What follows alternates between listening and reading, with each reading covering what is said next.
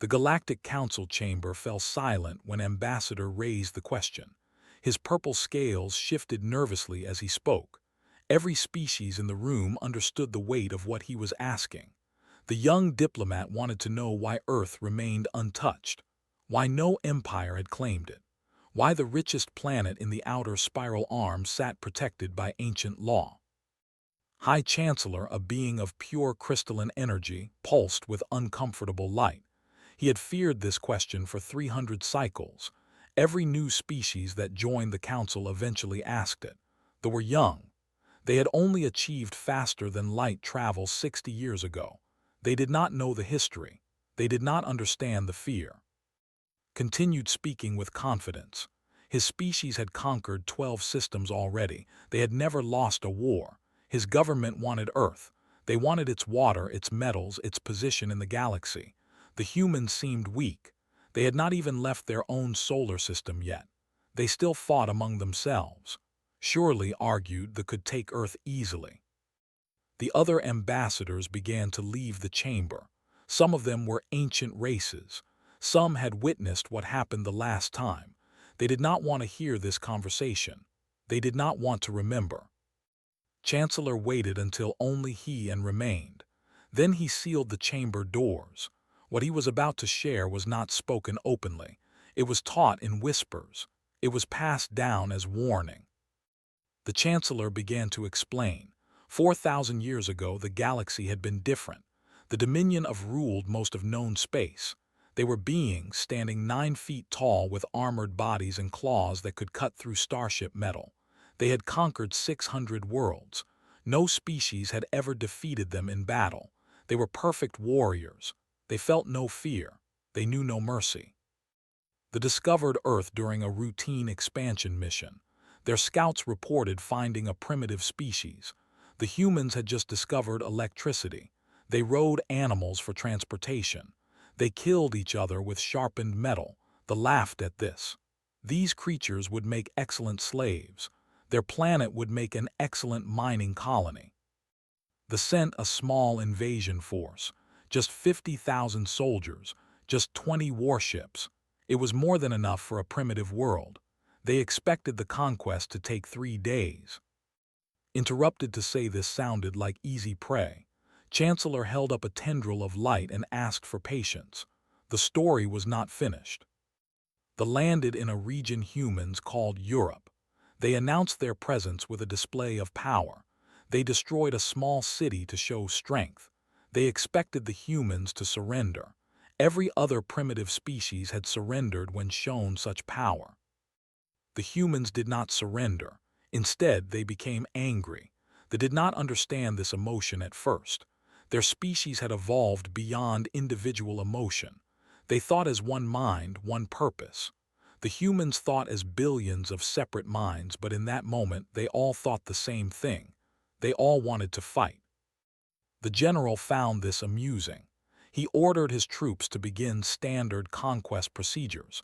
They would capture the major population centers. They would identify leaders and execute them. They would place the remaining humans in work camps. The first battle lasted 4 hours. The humans had nothing that could penetrate armor. Their weapons were primitive. Their tactics were simple. They killed 10,000 humans and lost only 3 soldiers to accidents. They reported total success to their fleet commanders. But something strange happened during the night. The camp was attacked. The humans had not retreated to mourn their dead. They had not accepted defeat. They had gone into the darkness and made plans. They came back with fire. They came back with cleverness. A group of humans had noticed that soldiers removed their helmets to eat. Their mouths were vulnerable. Humans crept close to the camp with containers of boiling liquid. They threw this liquid into the faces of eating soldiers. 17 died screaming. The general was not worried. 17 soldiers meant nothing. He had 50,000, but he noted something in his report. The humans learned quickly. They adapted. They watched and found weakness. The second week brought new problems. Humans began to dig tunnels beneath positions. They collapsed the ground and buried soldiers alive. The armor protected against weapons but not against tons of earth crushing down. 200 soldiers died this way. The third week brought fire attacks. Humans had discovered that breathed oxygen like they did. They started massive fires around camps. They burned forests. They burned fields. The smoke choked the soldiers. Their filters could not handle such volume. 400 more soldiers died. By the end of the first month, they had lost 2,000 soldiers. Not to battle, not to weapons that could harm them, to tricks, to traps, to the endless creativity of human hatred. The general requested reinforcements.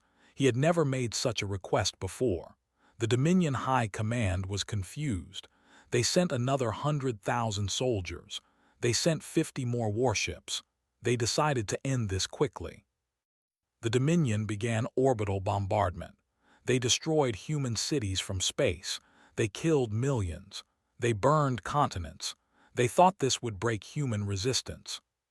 Chancellor paused here. His light grew dim with the memory. What happened next had changed galactic history forever. The humans did something no species had ever done. They did not surrender. They did not hide. They did not try to negotiate. Instead, they took the war to space. Laughed at this. How could primitives with no space technology fight against warships? The Chancellor explained. The humans had studied every piece of technology they could find. They examined dead soldiers. They recovered crashed scout ships. They learned. In 3 months, humans went from horses and swords to understanding basic space flight principles. Not because they were geniuses, but because they were desperate, because they were angry, because they refused to die quietly. A group of humans modified a captured shuttle. They did not understand half of what they were doing. They did not care. They packed the shuttle with every explosive they could make. They flew it into the largest warship in orbit. They did not try to escape. They chose to die if it meant taking enemies with them. The explosion destroyed the warship and damaged 6 others. 8,000 died in one moment.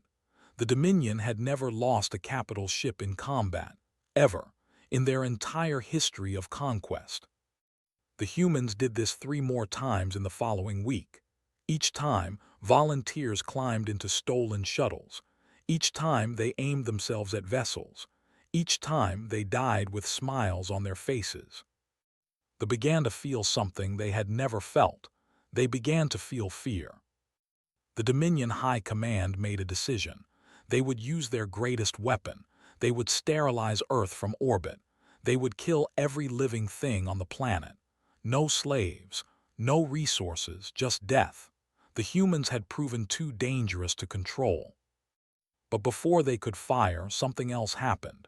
The humans had captured a communication device. They had learned to use it. They sent a message to every ship in the fleet. The message was simple. It was a recording of human music, human singing, human laughter, human children playing. And then a voice spoke in broken language. The humans had learned enough words to communicate. The message said this: you destroyed our cities. You killed our families. You burned our world. We are coming for you now, not just to your ships, to your colonies, to every place your kind lives. We will never stop. We will never forgive. We will find a way. We will reach you. And we will make you remember this day forever. The commander received intelligence reports soon after. Human scientists were working on faster-than-light technology. They were making progress. They were sharing knowledge across their entire species. Every human on the planet was working toward one goal: reaching the Dominion High Command calculated probability matrices. They ran simulations. They studied human behavior patterns. Every simulation showed the same result. Humans would develop space travel within 100 years. Humans would find Humans would come with weapons. Humans would come with hate.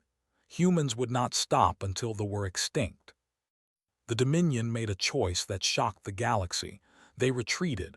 They abandoned the invasion. They left Earth behind. They went home and began building defenses.